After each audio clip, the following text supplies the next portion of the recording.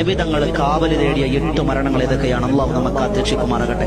ഒന്നാമത് നിബിതങ്ങൾ കാവല് തേടി അല്ലാഹുമ്മ ഇന്നി അഊദു ബിക മിനൽ ഹദ്ം. അല്ലാഹുവേ, കെട്ടിടം ഇടിഞ്ഞു വീഴുന്നതിനെ തൊട്ട് നീ ഞങ്ങളെ കാക്കണേ അല്ലാഹ്.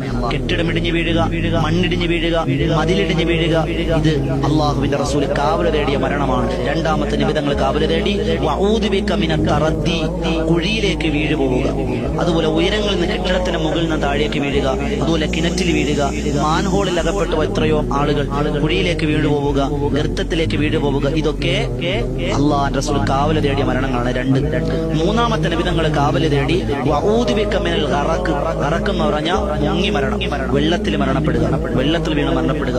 എത്രയോ ആളുകൾ മരണപ്പെട്ടു പോയി. അവിടെ അള്ളാഹിന്റെ ഖദർക്ക് അള്ളാഹിനെ തടയാൻ നമുക്ക് പ്രാർത്ഥന കൊണ്ടല്ലാതെ കഴിയൂലെന്ന്. എത്രയോ ആളുകൾ വെള്ളത്തിൽ വീണ് മരണപ്പെട്ടു പോയി. അള്ളാഹു നമുക്ക് കാത്തുരക്ഷിക്കുമാറാകട്ടെ.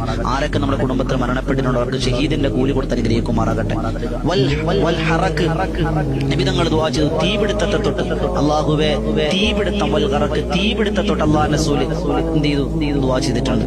വൽ ഹറം, വളരെ വാർദ്ധക്യം ബാധിക്കുക, കിടന്ന കിടപ്പിൽ മലമൂത്ര വിസർജനം ചെയ്ത് ഭാര്യയും അല്ലെങ്കിൽ ഭർത്താവും കൂടപ്പുറപ്പുകളും മക്കളൊക്കെ ഇതൊന്നും മരിച്ചു കിട്ടിയെങ്കിൽ കൊള്ളാമായിരുന്നു എന്ന് വാർദ്ധക്യ സഹജമായ ആളുകൾ, അതിനെ തൊട്ട് നിബിതങ്ങൾ കാവല തേടിയെന്നാണ്.